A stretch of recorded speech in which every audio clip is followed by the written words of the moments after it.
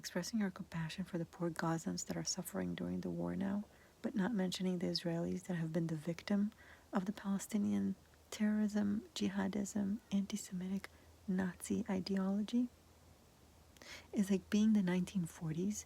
The Allies are bombing Nazi Germany. 2 million German civilians die because of that.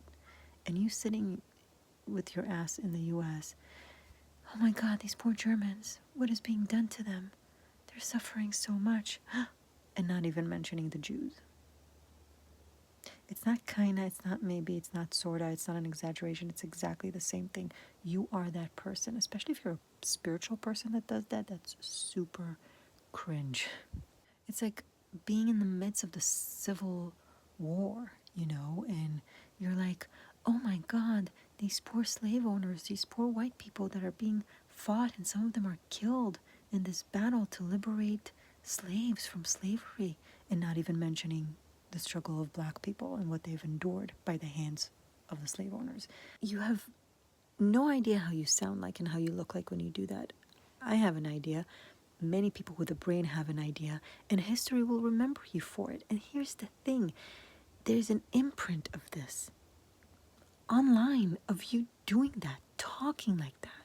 You want to express compassion towards both sides, the oppressor and the oppressed, the aggressor and the victim.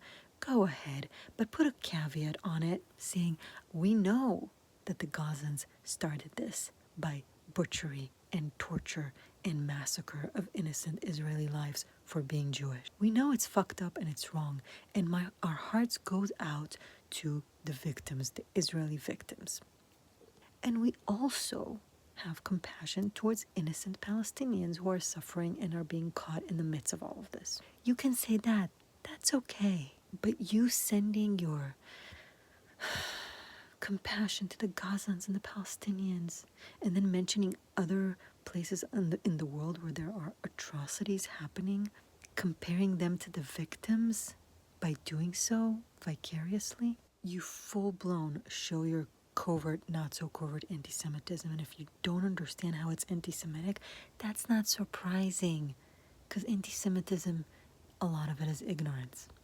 So please spare us the cringe, educate yourself, and until then, shut the fuck up.